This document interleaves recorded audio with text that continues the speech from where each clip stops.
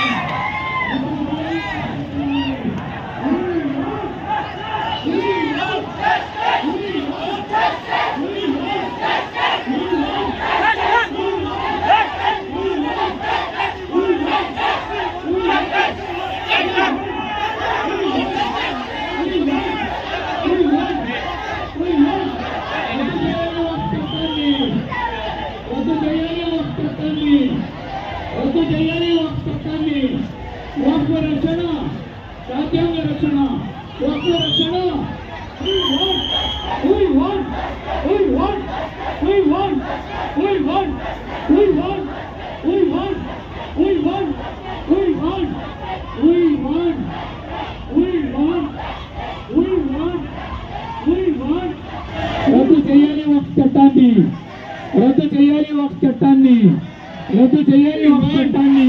We want, we want, we want, we want, we want, we want, we want, we want, we want, we want, we want, वक्फ रक्षण, वक्फ रक्षण, वक्फ रक्षण. नारे तकबीर, नारे तकबीर, नारे तकबीर, नारे तकबीर, नारे तकबीर. वक्फ रक्षण, वक्फ रक्षण.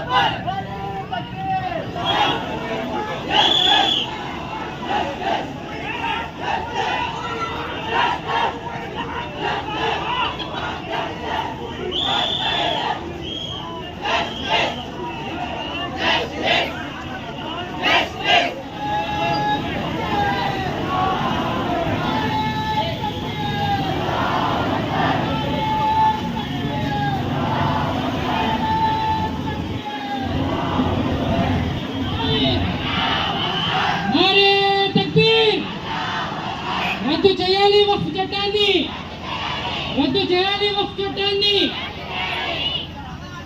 నారే తక్బీర్, నారే తక్బీర్.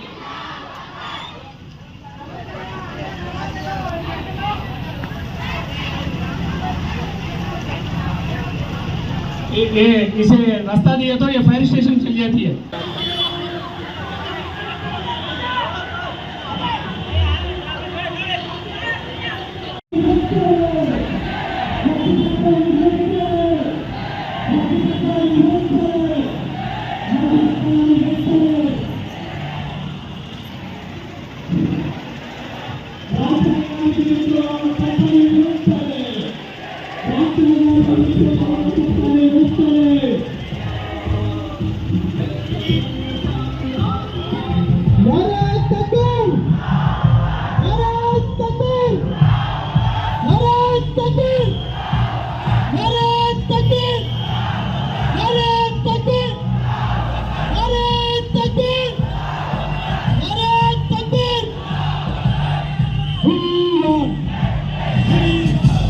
వక్ఫ్ చట్టాన్ని వెంటనే కేంద్ర ప్రభుత్వం దిగి రావాలి. ఇలాంటి నల్ల చట్టాలని వ్యతిరేకిస్తాం మేము ఎన్ని వచ్చినా. నిరసన ర్యాలీ తీయబడింది. మత స్వేచ్ఛకు, రాజ్యాంగానికి భిన్నముగా చేసినటువంటి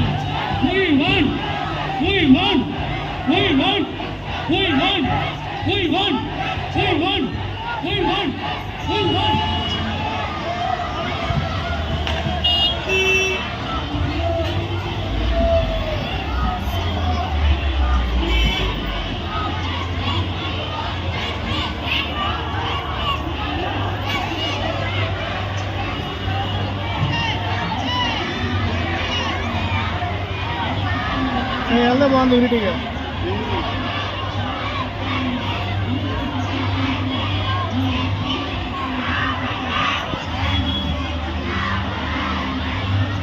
ఇలా 2,000 మంది ఉంటారు. వాళ్ళు తక్కువ ఉన్నారు. చల్ల చెదరైపోతున్నారు.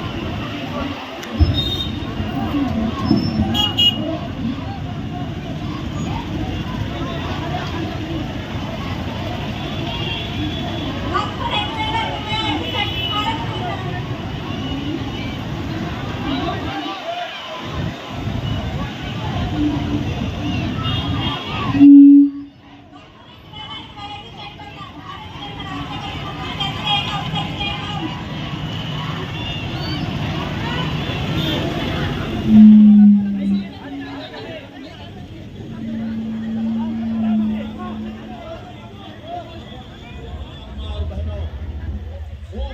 करिए और एहतजाज के लिए तैयार रहिए। याद रखो, मैं तुमको पुकार पुकार कर कह रहा हूं, अगर आज तुम बेदार नहीं होगे तो आने वाली नस्लें तुमको हमको कोसेगी कि तुमने हमारी मस्जिद को वक्फ परिरक्षण वक्फ परिरक्षण वक्फ परिरक्षण जैकब आक्रमण वक्फ रक्षण धर्म रक्षण वक्फ रक्षण वक्फ रक्षण रद्द చేయాలి रद्द చేయాలి। याद रखो, मैं तुमको पुकार पुकार कर कह रहा हूं, अगर अल्लाह के आस्थानों को नहीं बचा सके तो नौजवानों वक्फ సవరణ బిల్లును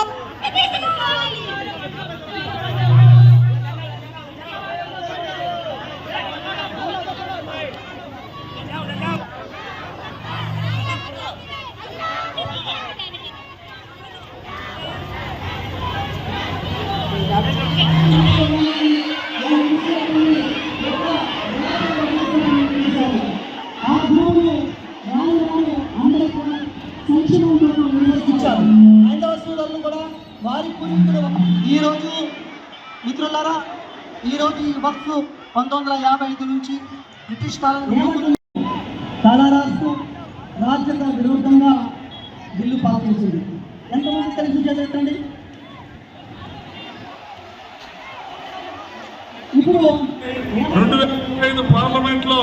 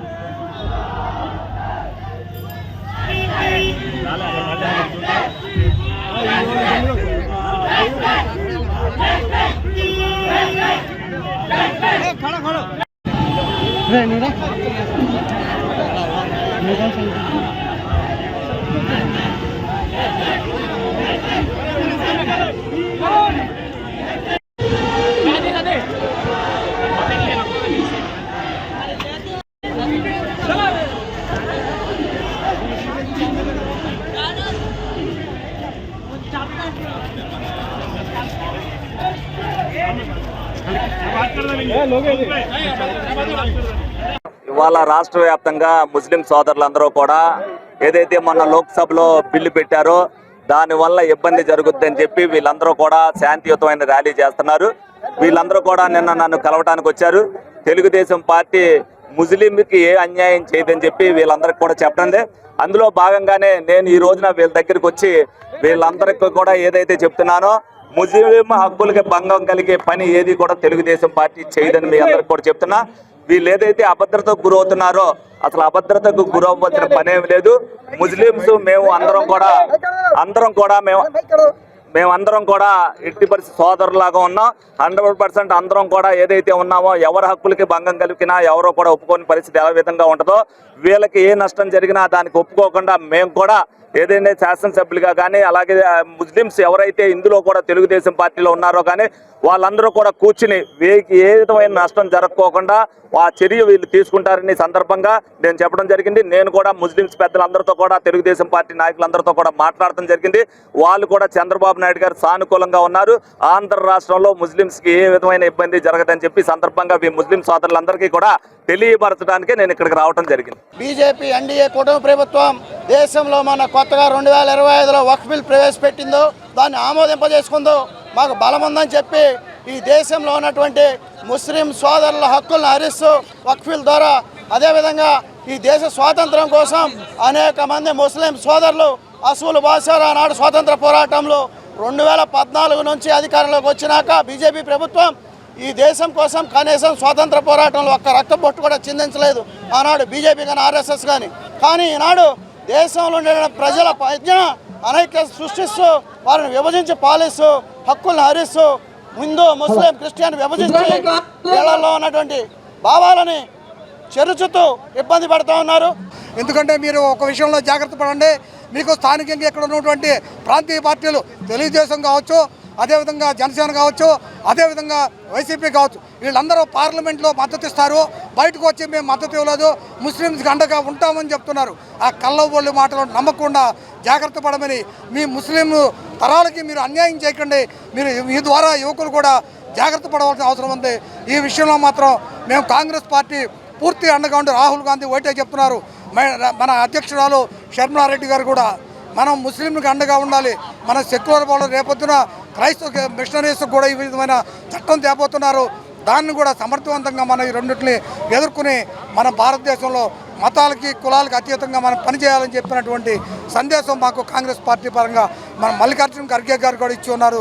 దానిలో భాగంగా మేము ఈ రోజున ఈ కార్యక్రమంలో మీకు సంఘీభావం తెలియజేసుకుంటాం. భారతదేశంలో మనందరికీ రాజ్యాంగం ఇచ్చిన హక్కు ఆర్టికల్ 14, ఆర్టికల్ 15 నాకన్నా ముందు సోదరులు వక్ఫ్ గురించి చెప్పారు.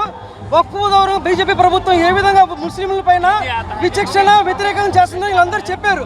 ఇప్పుడు నేను ముందు చెప్పేది ఏంటంటే రాజ్యాంగంలో article 14, article 15 right to equality అంటే మనందరం కూడా ఈ భారతదేశంలో జీవించడానికి మనందరికీ హక్కు ఉంది.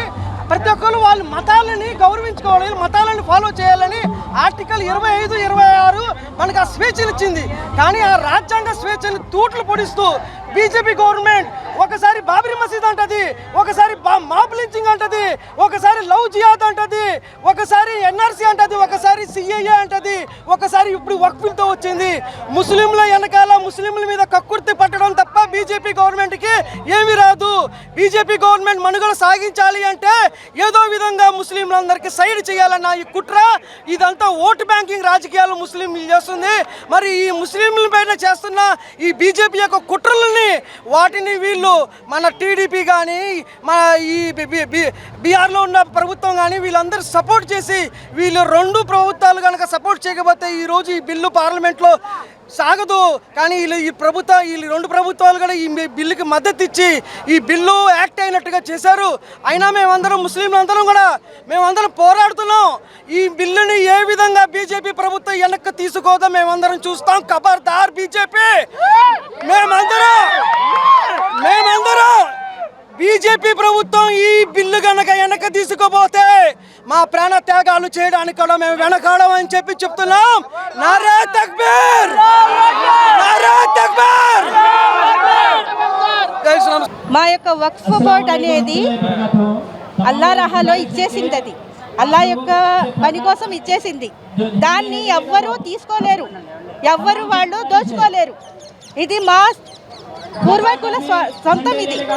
ఇది తప్పకుండా మాకు వచ్చి తీరుతుంది. अल्लाहु अल्लाहु रब्बी ला उशरिकु बिही शैया। अल्लाह ताला हमारे ज़मीनों की हिफाजत करेगा, अल्लाह हमारे मस्जिदों की हिफाजत करेगा, बोलो आमीन। अल्लाह ताला हमारे मदरसों की हिफाजत करेगा, हमारे कब्रिस्तानों की हिफाजत करेगा, हमारे पर्दे की हिफाजत करेगा। किसी से हम नहीं मांगते, उससे मांगते हैं। वो रब है, उसके काम में दिए हम काम ज़मीन, वही हमें हिफाजत से लौटा देगा। हमें ये यकीन है, हमें ये उम्मीद है अल्लाह ताला से। हम ज़रूर वापस लेके रहेंगे। हमारे जिम्मेदारान हम तमाम मेहनत करते हैं, धूप में दौड़ करते हैं, हम ज़रूर वापस लेके रहेंगे। हमें अल्लाह पर भरोसा है, कोई कुछ नहीं कर सकेगा। उसको गारत करेगा अल्लाह ताला। जो खींचना चाहता है जमीन उसको जरूर गारत करके रखेगा अल्लाह ताला। इंशाअल्लाह हम उम्मीद रखते हैं इंशाअल्लाह।